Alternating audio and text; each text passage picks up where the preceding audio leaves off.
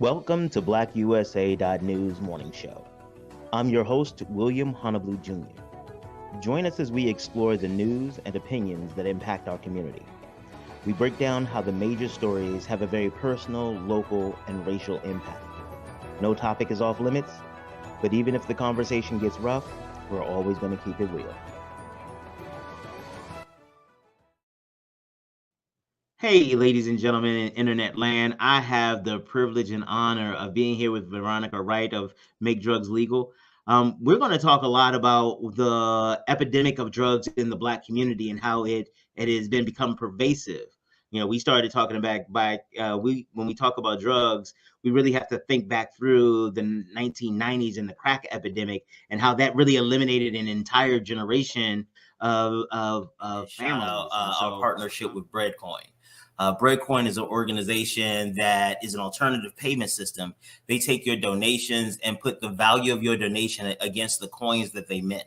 Breadcoin right now, I think the value of one of their coins is $2.50. Those coins are distributed through an existing network of individuals and organizations who work with people who have the greatest need, who live in starvation zones, or who are homeless, or victims or survivors of abuse. And so Breadcoin works with existing networks to get these coins into people's hands, not at no cost. And then the people take these coins and they go to the participating organizations or the participating restaurants and caterers, and they present the coins, and then they get food. You're like, okay, that's cool, William. It's great that they help people get food, but see, you missing the point. People get to get food and still maintain their dignity. There is so often in our society where we need people to look a certain way. They need to look broke down. They can't be smiling if you're homeless. You can't have happy, and we need you to look broke so we can feel good about ourselves and helping. That's not how Breadcoin gets down, and I am grateful for the opportunity at BlackUSA.news to partner with an organization that understands that it's not just about us getting to help people with their issues. It is about us treating people humanely, like humans, as we do it. So big up to Breadcoin. Check them out, www.breadcoin.org. It's a great organization. They love coming out. They love. I cannot stress to you how much they love coming out to the community. And guess what? When they come out to the community, they tend to bring food. Okay. All right. So, not just to help the organization, but also to introduce your community to options and resources that can help address the issue, address their underlying issues. You know what? This is going to end up being the funny part is damn near every day I get a show note on Breadcoin. They're like, okay, this was the designated time for Breadcoin. You went over. Yes, I am going to go over on Breadcoin. I'll take it from my own damn time. It's my show. Shut up. Okay. Families. And so, Veronica, instead of, because I will wax poetic later about the problems of the war on drugs and things like that, but tell us introduce yourself to the audience out here in internet land. Oh, okay. Yeah. My name is Veronica Wright. I'm founder of a nonprofit called the National Coalition for Drug Legalization.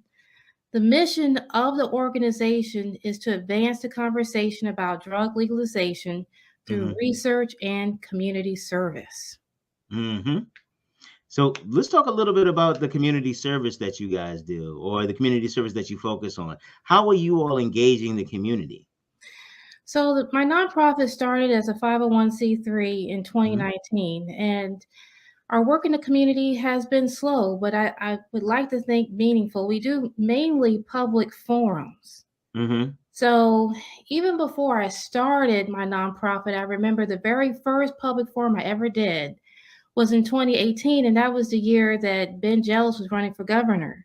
And, I was one of those people who was not woke. Watching him on the campaign trail helped me to be more aware about issues that affect Black men and just Black people in general, like the things like bail reform, things like ban the box, civil asset forfeiture, no-knock raids, and just everything that falls under the umbrella, mandatory minimums, everything that falls under the umbrella of criminal justice reform. I didn't know anything about that. Okay. So I became inspired by his campaign and everything that he stood for, and I had my very first public forum at Montgomery College. Mm-hmm. It was on drug decriminalization, and Mm-hmm. he was my guest speaker, and I had a wonderful panelist. I had Pete France on there, I had Bill Oh, Murphy, I had Karen York from JOTF. I had our county health director there, and it was just a wonderful event. And I know that people that walked away on that day, felt something. right. And so that was like the beginning and of my, involvement and how I wanted to get involved in the community. Mm-hmm. But even then, as I was talking about drug decriminalization with that one event, my heart was leaning towards drug legalization. Right. So let's share with everybody, or you told me in our pre-interview, but tell everybody how you got here, how you got this to be, how this became part of your mission. So, like I mentioned to you earlier, I was one of those people who didn't even believe in marijuana legalization as late Mhm. as 2017, William. And, you know, I would hear talks about marijuana legalization. In my mind, I was like, well, why would you want to do that? People are going to be smoking and driving. That's Mm, all I could think about was smoking and driving. And okay. I didn't know about, the criminal justice piece, the racial justice piece of why so many people want to legalize marijuana. Because Hmm. and so I'll talk about that later. But when my cousin passed away, it made me pay attention even more so to issues that affect Black men. My cousin Dwayne, he was born addicted to drugs. Hmm. He went to prison for drugs, and Hmm. he died an alcoholic. And at his funeral, I met his son for the first time. Wow. And I think Desmond was like 17, maybe Hmm. like 16 and a half, 17. And so, I made him make a promise. I was like, if you graduate from high school, you can Hmm. come live with me, provided that you work and go to school. So Desmond kept his end of the bargain. I mean, it was a struggle for him. I didn't think he was going to graduate because he does have, he has some learning issues, and then his dad dropped out of school in the 12th grade. Hmm. So I And was for him to have lost his dad as well, the trauma of that, and still trying to figure out how to go to school. I can only right. imagine what he was dealing with there. He didn't have a good start in life. I mean, even with Dwayne, my side of the family basically took care of Dwayne. Hmm. We were very close to his mother. Hmm. My Hmm. mom, that was her first cousin. His mother was my mom's first cousin, but I Okay. always called her as my aunt. So we Mm. always kept her and Dwayne close. And so, but because Dwayne suffered from substance abuse, Hmm. Desmond went through foster care, and then eventually, his aunt took him in when he was in Okay. high school. So Okay. he went through Okay. all kinds of so when he came to me as a 19-year-old, it was Hmm. almost like having a kid. You Right, because know, he had never really been in a home situation before. he never had a stable home situation. And I Hmm. remember, like, when he was in high school, I tried to be involved in his schoolwork. I would go reach Hmm. out to his school teachers. I would drive from Maryland to Hampton, Virginia, and make sure those teachers knew me. I had Hmm. him put into a special reading class. Hmm. I tried to make sure that he was on top of his grades, as much as I could. Right. And but that's what got me involved in starting my nonprofit, because something inside of me clicked. It was like, why is so many people, especially Black people, having to go through this? And it's because Hmm. of prohibition. Hmm. Blaine had never went to prison for drugs. What he needed was drug rehab and mental health Hmm. assistance. If he had never went to prison, the trajectory of his life would have changed dramatically, and he probably would have been here today. And you speak on the decriminalization of drugs, and especially the marijuana charges. Now, one of the things that is still really the insult to injury is that you have these men, these black men who got locked up for marijuana or these drugs, but now that it's an opioid crisis and it's Mm-hmm. a free market system, now white men are making money in the nonprofit space, helping others with helping people get over opioids, and white men are making money in the cannabis space by now having dispensaries, growers, and things like that. And even after you have arrested black men, after Mm-hmm. you have jailed black men, if you destroy black families, you're still trying to make money off of it now because now you can make money off it. So it's totally different. Right, I it's was, totally different. That's why I'm so happy that you invited me to be on the show because Black people need to get on board with drug legalization. mhm. So tell Okay, me, we when you need, say drug legalization, because a lot of us grew up through the war on drugs. We were taught this is what your brain is on drugs, and that it was all gateway drugs, and it'll lead you to be a a crackhead. And we mm, lived through the crack epidemic. And so for a lot of people, it sounds like when you say drug legalization, that means that you're gonna have you can shoot up on every corner and blah blah blah. But I know yeah, that's not what you mean. But how would you tell somebody who's like, hey, I think it's dangerous? What would you tell them what drug legalization really means? drug legalization is harm reduction. Okay. Drug legalization equals mass liberation. Okay. Drug legalization is a way to protect public health and safety. Um, Drug legalization equals racial justice. Mm-hmm. Okay. And so, what I mean by that is, when you look at especially a lot of the crime here in Baltimore and other cities like Baltimore across the nation, Mm-hmm. we've seen an uptick in violent crimes. It'll be interesting to see, you know, are those violent crimes related to drug trafficking? Because if so, legalization could be a way to significantly reduce that, just like we did with prohibition. Okay. Yes. When we ended prohibition, organized crime went away as it pertained to, selling alcohol. Gambling in Vegas too. When it became more effective, when they could get more capital to start building, the corporations moved in and moved the mafia out.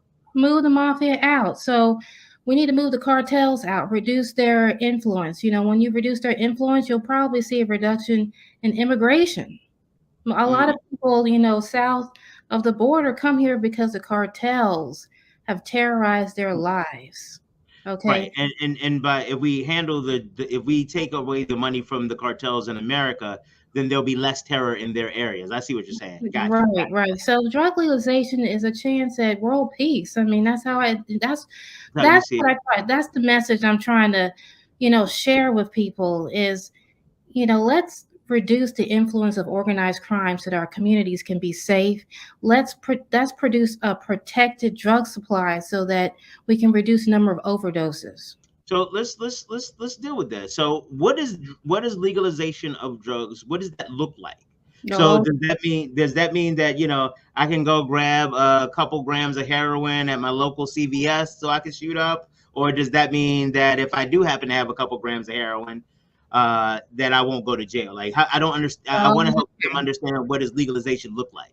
well, our working group is working with the Reason Foundation to produce a Mhm. drug legalization handbook. Right. So we talked about this over the last couple of months, and first of all, what it would look like is children are not allowed to use drugs. Of course, anyone under the age of 21 would not be allowed to use drugs or sell drugs. Um, Mm, we proposed that drug legalization would happen at the state level. gotcha. So they would control, as much like what we do with alcohol. You have a license for retailers and distributors. Mm, okay. And, you know, the concept, to be honest with you, to just go into a 7, how you can go to a liquor store and get drugs? I mean, get alcohol. I was like, I don't know what 7-Elevens you go to, because the ones I have not been able to pick up some of the things at the 7-Eleven. But okay, the alcohol when you go into Virginia, I'm with you now. You Okay, know what? I don't know if you could just. It depends on the type of drug. okay. I don't.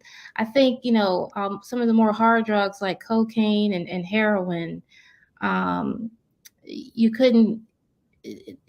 you wouldn't be able to just walk in the store and get The it. same way like marijuana works now. Like, Yeah, you got to go to a dispensary, you have to have a right. license and stuff like that. That makes a lot of sense because, the interesting part is that while we engage them as, these drugs as a negative perspective, is that a lot of people use them to navigate through mental health challenges. Actually, Mhm. and I'll speak specifically about cannabis because I work with a couple companies to help them put their business plans and stuff like that together for the cannabis industry. But there are true medicinal purposes of cannabis. And part of the challenge is getting the true medicinal purposes through when people are talking about the criminal parts of it, the illegal parts of it, the violent parts of it. But it sounds like you're saying that the violence is part of the criminality makes it violent. Like if it wasn't criminal, it wouldn't be violent. I mean, that the prohibition of all drugs is what fuels the underground economy, the black Mm-hmm. market, essentially. But Mm-hmm. let's talk about the medicinal purposes of some of these drugs, like the coca Okay. leaf, for example, Mm-hmm. where cocaine is made from. That's Schedule 2 right now. But the coca leaf itself has been around for like over 8,000 years. Right. And the indigenous people of Colombia and Peru and Bolivia have been using the coca leaf to help with oxygen deprivation. They've been using it to help with with starvation, to help stave hunger. Mm-hmm. Mm-hmm. See it in coca teas, coca paper. I think I saw something like coca beer and just you can just use it for all kinds of things. So I Mm-hmm. feel like once people begin to accept the idea of legalization, you can open the door to research Okay. and really help to explore the medicinal properties of some of these other drugs even more so. Okay. Okay. So you mentioned the work with the Reason Foundation and the handbook. Tell us a little bit more about the conceptual, the birthplace and the concept behind the handbook. Man, what I wanted to do, where did I come up with the idea to do a handbook? I just felt like if I wanted to legalize drugs, Mm-hmm. what would be the legal framework? Mm-hmm. How would you legalize it? I mean, so much talk has been about why we should legalize drugs, but not Mm-hmm. enough talk had been focused on how we should legalize Mm-hmm. drugs. Okay, so Mm-hmm. that's why I was like, let me get some people together and start writing a handbook. And I just Okay. randomly reached out to people like Dr. Jeffrey Myron from Harvard. He, Okay. he was like, yeah, I'll contribute. Mm-hmm. Dr. Jeffrey Singer from the Cato Institute. He was like, yeah. I met Jacob Rich at one of these other Cato Institute functions, and we stayed in contact. And I was like, "Hey, would you like to contribute?" And he was like, "Yeah." My friend Mikey G, he was formerly incarcerated for selling marijuana, and he's a person who's in recovery. I Mm-hmm. just saw him yesterday. He's in town. Um, you know, he has lived experience and he contributed to the book. That's Um, awesome. so we for about 6 months or so. So what I did is I gave each person a chapter, Mm-hmm. and I was like, "Can you contribute? Write a little piece on it." And then in the end, the Reason Foundation was like, we were thinking about doing something like this ourselves, and Mm-hmm. since we've already reached out to some people that we thought are reputable, Mm-hmm. you know, we're going to publish this for you. So the goal is to have the first draft on 420. Ah, Yeah, yes, please and thank you. I can't wait for that thing to get published. Yeah. Can't wait. You And gonna kill some trees while you burn some trees? oh, well, I mean, after that, so then, a month ago, Pete France and I from Leap, I don't know, we talked about Pete. Yeah, but they weren't there for our conversation. Tell them about Pete. Um, so Pete France is special. He is a former Baltimore police officer. Okay. And his life was depicted on a few episodes of the hit TV show The Wire. Mm-hmm. Um, but he and I met with Delegate David Moon, Mm-hmm. And we asked the delegate if he would be interested in introducing legislation to support a pilot study. Right. And David said, "I'm not sure." Mm-hmm. He said, "I'm not sure, but I'm open. Okay, but I need to Good. see a coalition of people behind you." So Okay. as soon as, but he was like, I need to see that handbook. Everybody wants to see the handbook, and so because the handbook is going to serve as the basis for everything. Right. Right. And so once I build a coalition and get this handbook out on the street, Mm-hmm. I know drugs aren't going to be legal tomorrow, William, and it's not going to be legal Absolutely. next year. But it will, I mean, these are kinds of things that help build awareness around the issue. Right. And so one of the things that you are really demonstrating is the process by which these things happen, because a lot of times we think that it's a quick fix, like Mm, the legislature should come in and da da da. But what people really do need to understand is that this is work, and it's a lot of tedious work. It's a lot of conversations with people. It's a lot of trying to get. It's like trying to create critical mass and momentum at the same time. yeah.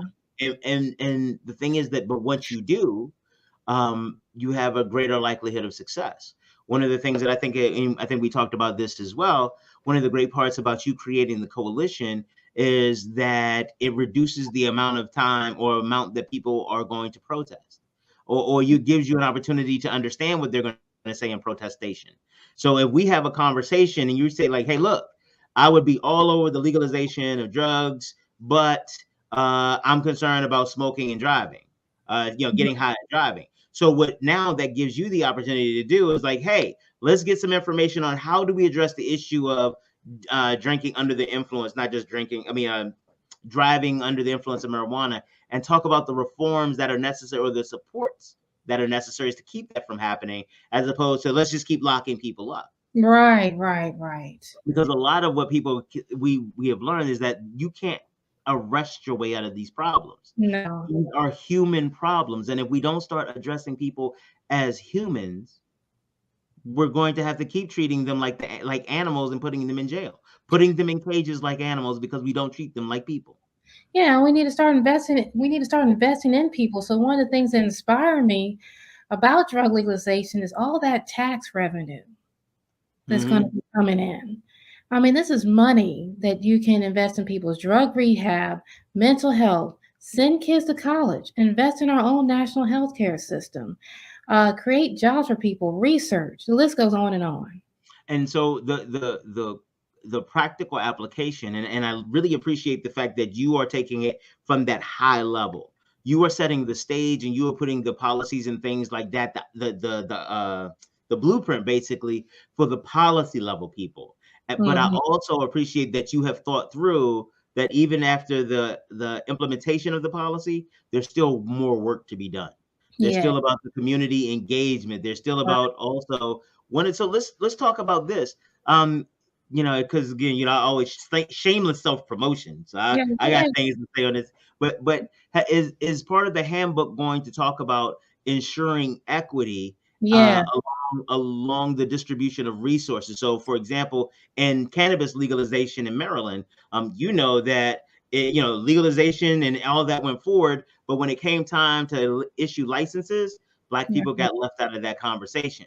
So in your handbook, is there going to be an opportunity to talk about, hey, as you all start distributing money to address these issues, make sure that you have Black people and you have women, you have other people of color at the table, not just getting the money, but at the table to make some of those decisions? Yes, well, there is a chapter on that. Okay. I think the Reason Foundation will keep the title as Community Reinvestment. Okay. Um, and this is a delicate situation because Yeah. I the first draft is 420, Hmm. so that may be a topic that we need to revisit and make sure that we address that adequately. Okay. That Because makes perfect sense. that's my honest answer because you know I know we spoke about this Hmm. as a working group, all of us that contribute to the book, and but I can't remember the actual words that was put Okay. on paper. No You know, problem. No and problem. we're gonna have to revisit that and make sure because The funny part is like if I don't know, you might be being slick, be like, oh, well, I guess you're gonna have to buy your copy to see how equity. You might be doing no, that. I don't do that. Teasing, It's gonna teasing, be teasing. free. The handbook isn't gonna be that long. Yeah, Ain't nobody gonna pay for this but I'm handbook. sorry, but I could tease you on my show if I want to. Oh, okay, okay, all right. Yeah, so the handbook's gonna be free.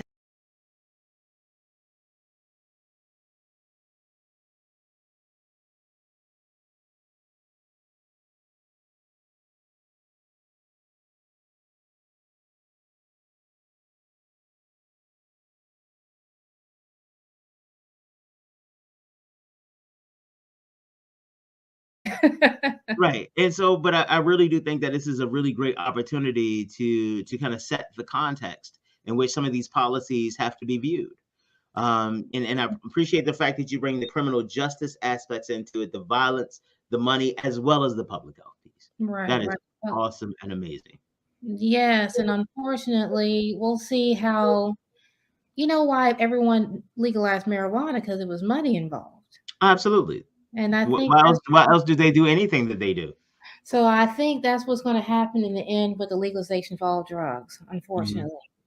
I just get this gut You think it's feeling. gonna the money is gonna drive it? The money's gonna drive it, but I'm leading from a public health, a public safety, and racial justice. Okay, that's why you're in the game. Yeah. That's what's Money up. the people our lives come first. People come first. Money is secondary. Absolutely.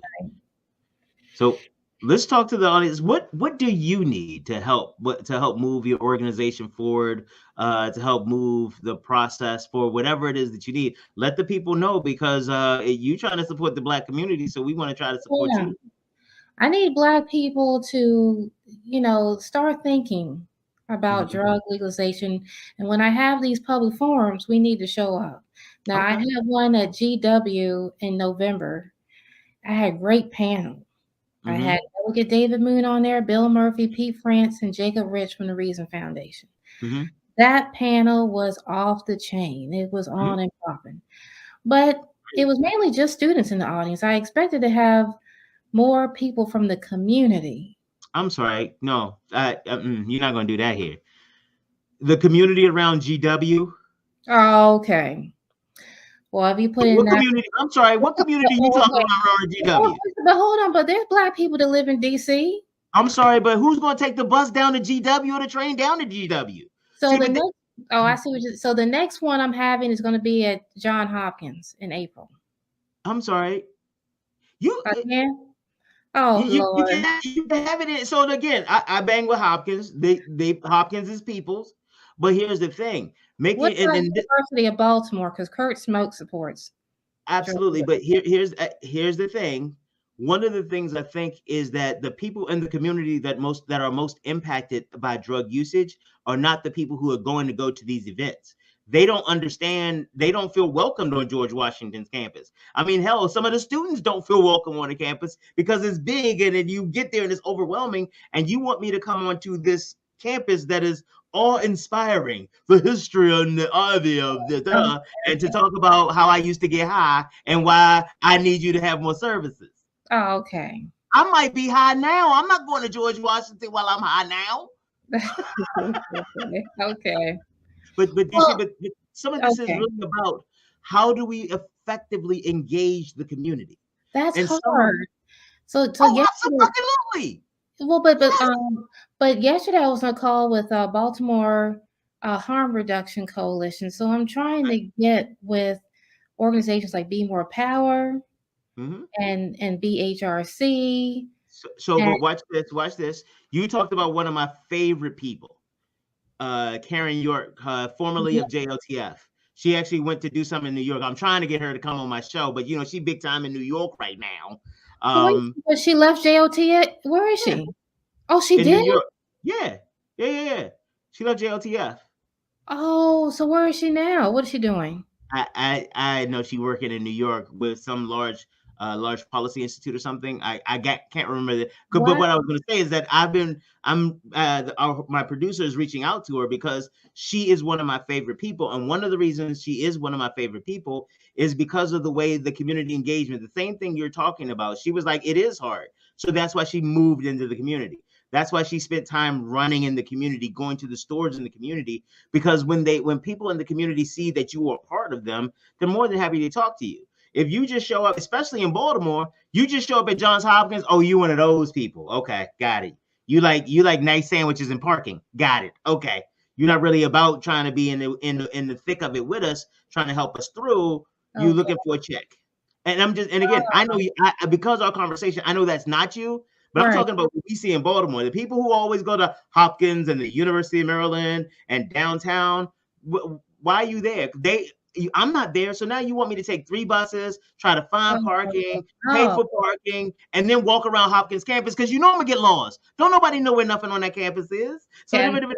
but these even those types of things are barriers to people even having the conversation. So I got to get with some rec centers. No. Why don't you go and do what Karen did and go talk to people? Just talk to an individual person. Go out into the community. The people that you're talking about, right? Actually, Right. how about this? Go to the drug corners. And again, take somebody with you. Holler at me or Donnie. We'll see if we could go with you. I'm not saying put yourself in harm's way. Yeah. But go there just to talk. Like, look, I know you're doing what you got to do to make money. Cool. Now, actually, Donnie does this all the time. Because he said he couldn't count on the police because the police sitting there watching the drug deal go down. The best case scenario, the police come through, shake the people down, like especially because Donnie has a really big issue about white addicts coming into the neighborhood to get drugs and then leaving. And actually, he's like, they're not leaving anymore. They're in his neighborhood. He's in his alley. He said one of them cussed him out, called him a fucking nigger, and he da-da-da-da. And so he's like, he can't count on the police. So what did he do? He went and talked to the drug boys. He was like, look, bruh, I get you doing what you got to do to survive. I get that. But can you do this? Take it a block over because there's kids over here. Or make sure you tell these people, don't come over on the resident. Don't come over here after they cop from you. Okay. And again, that's and what he also learned by that is that they started talking to him about some of the issues that were going on in the community. They were like, well, one of the reasons that person the people keep using that house is because the city didn't do this, and that. They had all the intel on everything. But the people who in the community who are afraid of them, because think about, you talk about a coalition. If legalization of drugs comes through, those are the people who are going to be the most affected by it. And if they're part of your coalition, that says something about its strength. Yeah. But then, if I talk to one person on the corner, are they going to be likely to bring more people to my public forum so that I can educate? Watch this. Make sure that when you show up that's the other thing that I talk about, showing up to the community. You showing up to the community with a list of requests and demands. And one of the things that, like, when I have clients who come to Baltimore, I say one of the first things that they ask you in Baltimore, it sounds polite, like who are you referred by, whatever, but it comes back down to whose man's is this? Whose man's is this? This person showed up. Who are you related to? Who is vouching for you? And that's one of the things that you can do by you develop your own credibility and figure out what they need, not just what you want to give them. Because here's the other part about it. You don't have the lived experience of drug use. So the community not just has the lived experience of drug use, they have the lived experience of what that looks. They have your brother's experience. They know what that looks like, and they know what got them there. And so they can have a conversation that is radically different than you than one from a research purpose or from a policy level. Like, for example, I can talk to you about these community events and talk to you about bus rides to Johns Hopkins campus. Because here's the other part. Are you talking about the Hopkins campus at Homewood or the Hopkins campus by the hospital over the east side? So, or you talking about the 33rd Street? But because you are working with people at Hopkins and that might not be your experience, like the conversations about the locations, that's not something you know. But because I'm in the community and sometimes I have to catch the bus over there, I know that if I don't know you, I'm not taking a bus down there just to see what you might have to say about something. Like, you're going to have to give me a reason to take a bus all the way over there. Because guess what? I still got to take the bus back after we finish. Yeah, I got to find a good location. And also think about one of the other parts too is to what great part is like using platforms like ours so that you have the digital platform to get people more engaged. And then you have things like where you can they can play it later on their social media feeds and break it down into clips. Because you're talking, I mean, hell, you said the whole thing was so confusing to you that you had to enlist other people to just explain it. So, and that's you being educated and studying. Somebody who is you're just bringing this to them, and all they've ever heard is the war on drugs. Now they're like, well, I don't want to have more junkies in my neighborhood. And I know that's not what you want. So, like, let me rephrase. Yeah, you know, some people are definitely going to say that, not in my neighborhood. Yeah, the NIMBY people. But you know what I tell the NIMBY people? Fuck you. That's kind of my thing, because this wasn't your neighborhood. If we want to talk about neighborhoods, I think there's some indigenous American folk that might want to talk about whose neighborhood this actually is. Yeah.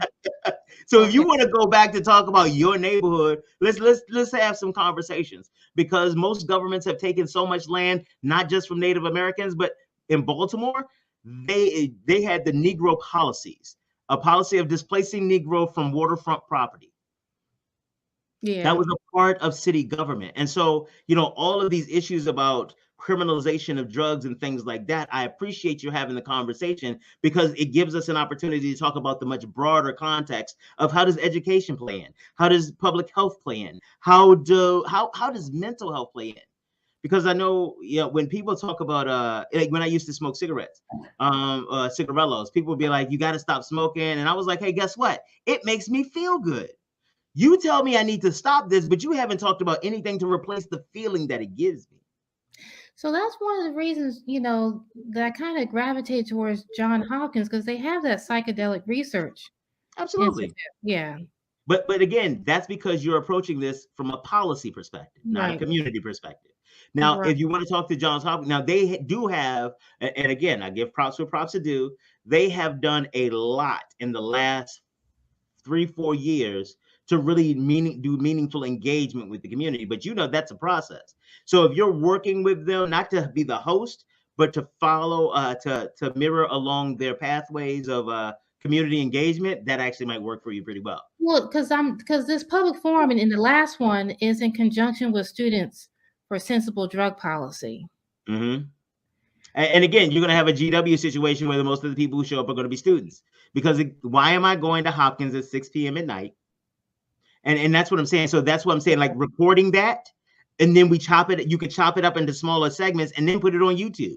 Then you start tagging people on Facebook, put it on Instagram, and use that real life event to create some marketing material to get more engagement and get more community engagement that way. Okay, yeah. So even when we got solutions at BlackUSA.news, baby. You got a problem, we gonna help you fix it here. Yeah, I mean, I'm all ears. I'm listening, and I'm gonna follow through, because that's key.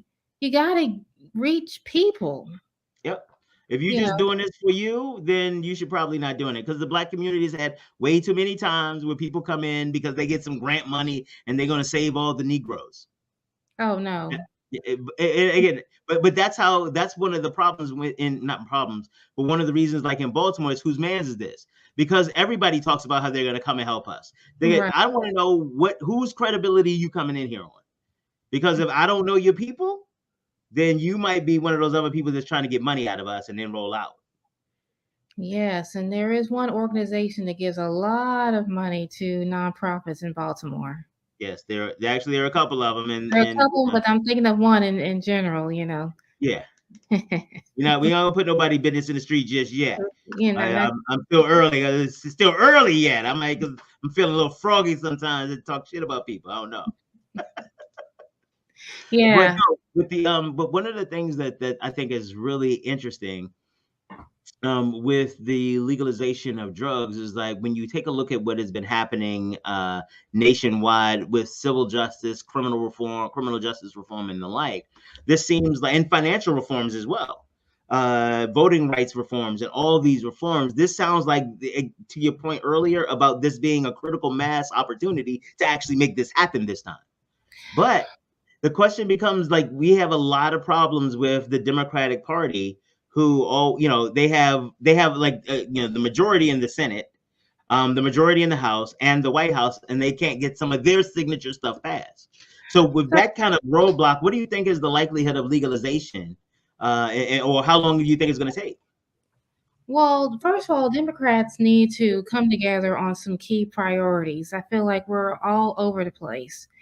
And Yes. just, say what those priorities are. Oh You no, know, they have. The issue is that well, they. I know, I don't think they, the priorities isn't where they necessarily should be. And then we need I'm a not talking about strategy. shit. I'm talking about what they But said. we need a strategy to get there. You just can't demand stuff and think everybody's going to fall in So line.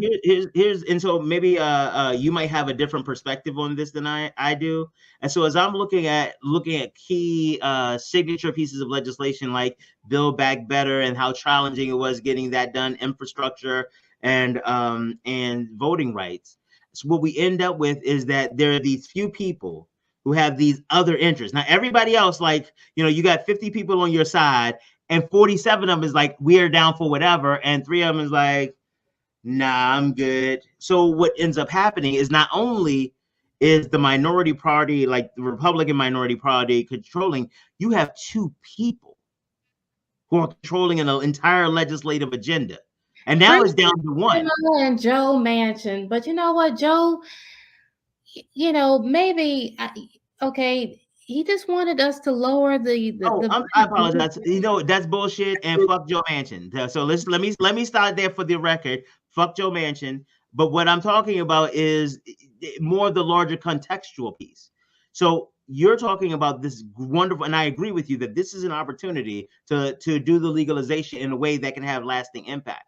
Oh, But okay, what yeah. I'm also saying that how do you see this challenge when literally voting rights, like literally voting rights, the foundation of democracy, we can't agree on that. And again, not even talking about adding the Republicans to the conversation, because we ain't talking about the objections you will get from the evangelicals. Let's So, not say, yeah, so my answer to that question is really going to come down to messaging. We have to be really careful about how we so what's the message? communicate.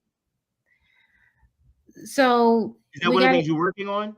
You all are working on the messaging, and okay. well, no, I mean, my message is that legalization is a way to address the crime that we see right now across our country, is a way to address the opioid epidemic. Except it's not.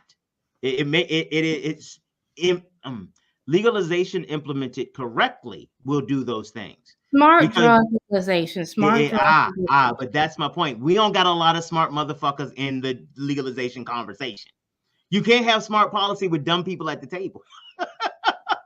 So who are the dumb people? Hope you're not saying me. I need you not to be sensitive. I'm talking about the people like the Mansions, the Joe Mansions, who, and again, not on because he hasn't spoken on this necessarily. Or at least I don't know what he's saying, but I'm saying in the state, like hell, I use Maryland. The Republican bloc, the religious bloc in Maryland ain't giving you no love on that. And then you're going to have some pastors who happen to be legislators who amen is not going to send our loved ones or young people to God. And then the educators are going to be like, oh my God, if you legalize drugs, all the babies would be on crack. But you know what? Again, that's why I'm trying to reach everyday people. Look how far we've come with marijuana legalization. This was decades in the making. But you said that happened because of money. That wasn't because of the grassroots Well, organization. money had a big piece. Had a big piece to play with So that. But is then the there a way? research. Is there a way that we can get like not just big pharma, but like with marijuana to get regular everyday people some of the cocaine money, some of the dispensary money, the same way we're talking about. And that's one of the reasons why I support this pilot study. Okay, Because find out if we can. if you can implement a pilot study, then people can see that the world isn't going to fall apart because drugs are legal. Well, People will be able to experience, a have society where drugs are legal. I know was it Oregon that is recently Decrim, they decriminalized or did they legalize? I think they They decriminalized. decrim. Nobody has legalized drugs. Not Okay, but they decriminalized it though, right? Everybody is decriminalized. Okay. And so is there actually how about this one? where on the planet is there a place that where drugs are decriminal, where drugs are legal? Nowhere. Okay. Okay. Nowhere. Not to my So this knowledge. is this is just straight Nowhere. innovation. I mean, you got the UN conventions that you need to overturn, but you know what? Just, do the pilot study, take a leap of faith like many states did with Uh, marijuana. nope, nope, nope. We gonna fix that. We gonna sit down and you gonna talk to me because I don't believe in no asking no elected official take a leap of faith. You talk about they got faith in votes and fundraising. And and, So and money. no, And that's money. what I said, the fundraising. Yeah, absolutely. No, no, They no, have. the money. That's what I'm saying. That the money that comes from drug legalization. Oh, but here's the thing. You're talking about theoretical money from very real. Imagine the money you're talking about is as imagined. The money that will come in is as imagined as the crack zombies that they are imagining are going to come in. Well, so now we got to go back to basics. Okay. This is Okay. why I'm trying to build a coalition. You have to start with Yes. everyday people and, Yes. and have smart drug legalization, propose smart drug legalization laws. And the message has to be on point. And Okay. I'm suggesting to you to stop talking about the message and suggest you talk about the conversation. Because a message is something you deliver to somebody else. You know when you talk about message, you pick it up, you put it together, and I tell you and I try to convince you by what you should do. I'm suggesting Right. And so that the mission of my nonprofit, remember I said at the beginning, is to advance the conversation about drug legalization through community service and research. yes, Okay. except all I'm suggesting is that the presentation sounds unidirectional. Yeah, unidirectional. That you are trying to educate those people to help them understand what you want to do and why it's wise, as opposed to actually, have you talked to members of the communities that you're trying to influence and Well, asking them, do they even want it? they contributed to the handbook. User union my Mikey G, Union Survivors Union. I Okay, have people who contribute to this book who have lived experience. Okay. exactly. Yeah, All right. So no, so that's why I reached out to different people yeah. because I couldn't write this handbook on my own. I don't know everybody. And that's what I wanted you to I don't know say. everything, right? And So that's what I've been trying to get you to say. Thank you. And that's what I'm talking about. Because you keep talking about you're putting together the coalition. I want them to understand that this is not theoretical at this point. This is something you are actively doing. You are right. advancing these conversations. And but you know what? Y'all need to understand. She's trying to be polite to me. She's trying to be real respectful because this is the show. But she don't know we don't do that here too much. She is Oh, absolutely so. So what it is that the legalization is something that we need to think about. But mhm. I wanted to make sure that people understood that this isn't just a bunch of you scholarship types in a No, room. But do you see, I wanted to make sure they understood that because no, what it sounds like to a lot of the communities I work with, they get all nervous, like, oh, all right, so you want to come and tell us how we should live again. All no, right. no. The handbook is going to be a living document. It's going to change. No, understand, but I'm Yeah. saying like what I appreciate is that it's not that. And I wanted to make sure everybody understood that it's not that. It's not just you coming in, you have a hamburger, you Oh don't no, come down off of the hill. I have the 10 commandments no. Yeah, handbook. Here you right. go. So no, no. But you had to start somewhere. Yes, Somebody absolutely. asks you, how should we legalize drugs? I'm going to present people with this handbook. But the handbook isn't Absolutely. going to be the be all end all, just like drug legalization isn't going to be the be all end all. It's not going to be the panacea for all societal ills, right? You need jobs, Absolutely. you need investment in education, healthcare, Yes. Absolutely. affordable housing. So, yeah. But this is an issue that I'm very passionate about, so I just, Clearly. led with that and focused on that. Woo, I appreciate it. You saved it to the end to get me worked up because I didn't need my pressure to be this high the whole time.